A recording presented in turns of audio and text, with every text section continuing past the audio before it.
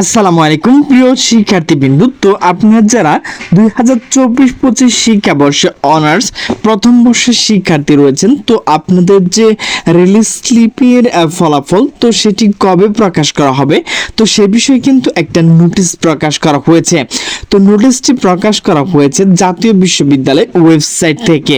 তো নোটিশে বলা হয়েছে 2024-25 শিক্ষাবর্ষ প্রথম বর্ষ স্নাতক সম্মান শ্রেণী ভর্তি প্রথম রিলিজ স্লিপ, মেধা তালিকা প্রকাশ ও কলেজ চূড়ান্ত ভর্তির নিশ্চয়ন সম্পর্কে জরুরি বিজ্ঞপ্তি।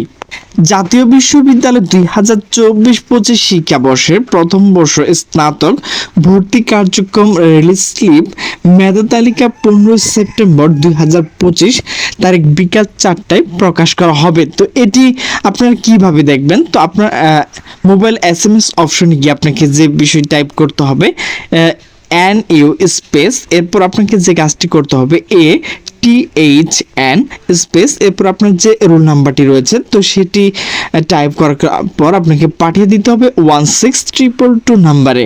তো আপনি যদি ওয়েবসাইটে দেখতে চান তাহলে কিন্তু অবশ্যই আপনাকে রাত 9টার পর ওয়েবসাইটে ঢুকে আপনি ফলাফলটি দেখে নিতে পারবেন।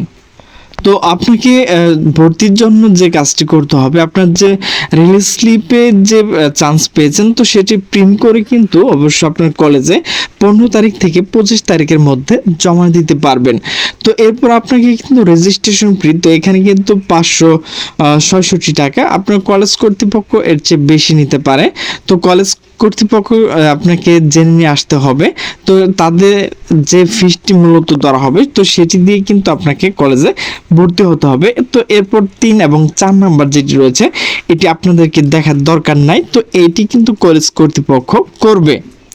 তো আরেকটা বিষয় হচ্ছে, তো প্রথম রিলিজ স্লিপ মেধার তালিকা স্থানপ্রাপ্ত ভর্তি ইচ্ছুক শিক্ষার্থী 2023-24 কোনো শিক্ষা কার্যক্রম ভর্তি হয়ে থাকলে তাকে অবশ্যই 23 সেপ্টেম্বর মধ্যে পূর্ববর্তী যে শিক্ষাবর্ষ ছিল তো সেটি কিন্তু বাতিল করতে হবে, নয়তোবা আপনাকে দ্বৈত ভর্তি হিসেবে গণ্য করা হবে। তো 2024-25 শিক্ষাবর্ষ রেজিস্ট্রেশন বাতিল বলে গণ্য করতে হবে। তো এছাড়া প্রথম রিলিজ স্লিপ মেধা তালিকা স্থানপ্রাপ্ত ভর্তি ইচ্ছুক শিক্ষার্থী বিষয় পরিবর্তন করার কোনো সুযোগ থাকবে না। তো প্রিয় শিক্ষার্থীবৃন্দ, আমার ভিডিওটি যদি ভালো লাগে তাহলে অবশ্যই লাইক কমেন্ট শেয়ার করবেন। তো সকল সুস্থ থাকবেন, ভালো থাকবেন, আল্লাহ হাফেজ।